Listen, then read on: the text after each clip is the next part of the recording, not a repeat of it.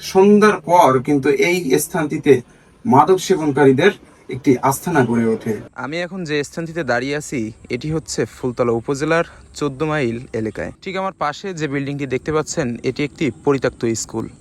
এই স্কুলটি আগে সচল থাকলেও এখন এটি হয়ে গেছে মাদক সেবনকারীদের এক আস্তানা। আপনাদেরকে আগেই বললাম এই জায়গাটি হচ্ছে যারা মাদক সেবনকারী তাদের আস্তানা। বৃষ্টির মধ্যেও এখানে কিন্তু যাওয়া আসার জন্য রাস্তাটি দাগ হয়ে গেছে। আপনাদেরকে ভালোভাবে আমি একটি দেখাতে চাই, এই স্কুলটি কিন্তু তালাবদ্ধ অবস্থায় আছে অনেক বছর ধরে। এই তালাতেও কিন্তু জং লেগে আছে। মূল কথা হচ্ছে এই স্কুলের ভিতরে কিন্তু কেউ প্রবেশ করতে পারে না, তবে হ্যাঁ সুড়ঙ্গ কিন্তু একটি আছে এই স্কুলে প্রবেশ করার। আরেকটু আপনাদেরকে যদি ভালোভাবে দেখাই, আপনারা দেখতে পাচ্ছেন ভিতরে কিন্তু মানুষের যাওয়া আসার একটি অবস্থান দেখা যাচ্ছে।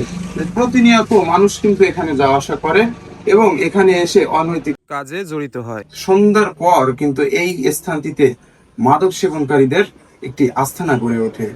প্রশাসনের কিন্তু কোনো দৃষ্টিভঙ্গি নেই এই দিকে। রাস্তার পাশেই কিন্তু এই স্থানটি, তারপরেও প্রশাসনের কোনো নজরদারি নেই। তবে আপনাদেরকে কিন্তু আমি ভিডিওর মধ্যে বলেছি এই স্কুলটিতে ঢোকার জন্য এই তালা তোলা লাগে না, যাওয়ার জন্য কিন্তু একটি সুড়ঙ্গ রাস্তা আছে। চলুন আমাদের সঙ্গে, আপনাদেরকে এই রাস্তাটিও আমি দেখিয়ে দিই।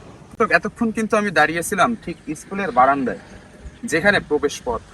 তবে আপনাদেরকে বলেছি যেহেতু আমি এর সুড়ঙ্গটা আপনাদের কাছে উন্মোচন করব, তার জন্যই কিন্তু স্কুলের পাশে যে স্থানটি আছে সেই স্থানে আমি এসে দাঁড়াইছি। তবে এই হচ্ছে সেই স্কুল। এখানে কিন্তু পাঁচিল দেওয়া আছে, এই পাঁচিল দিয়ে উঠেই কিন্তু মানুষ ভিতরে প্রবেশ করে এবং সামনে যে ঘরটি দেখতে পাচ্ছি এই ঘরের ছাদ হয়েই কিন্তু ওই বিল্ডিং এ মানুষ যাতায়াত করে থাকে। আরেকটু আমাদের সঙ্গে থাকে। মূল বিষয় হচ্ছে এই হচ্ছে স্কুলের পিছনের সাইড এবং এইখান থেকেই কিন্তু মানুষ যাতায়াত করে এবং রাত হলে কিন্তু এখানে নানান ধরনের কথাবার্তা বলার শব্দ পাওয়া যায়। কেউ মনে করে এটা ভূতের শব্দ, আবার কেউ মনে করে এটা স্বাভাবিক একটি বিষয়। তবে আমার কাছে মনে হয় এটি অবশ্যই একটি ভূতুরের বিষয়। ভূত কিন্তু কেউ বিশ্বাস করে না, এইসব জায়গাতে আসলে কিন্তু ভূত অবশ্যই বিশ্বাস করতে হবে আপনাদেরকে। নেশাগ্রস্তে আসক্ত যারা নেশা করে, মাদক সেবন করে, তাদেরকে কিন্তু বাংলাদেশে সব ধরনের আইনে আটকায় রাখলেও কেউ তাদের আটকাতে পারে না। আমি এখানে ভিডিও বানাচ্ছি কিন্তু ভিতরে কিন্তু এখনো পর্যন্ত লোক আছে। তবে জানি না ভিডিও কতটুকু আপনাদের সামনে উন্মোচন করতে পারবো এবং ভিডিও পোস্ট করার পর আমার পরে কি ধরনের অত্যাচার হতে পারে।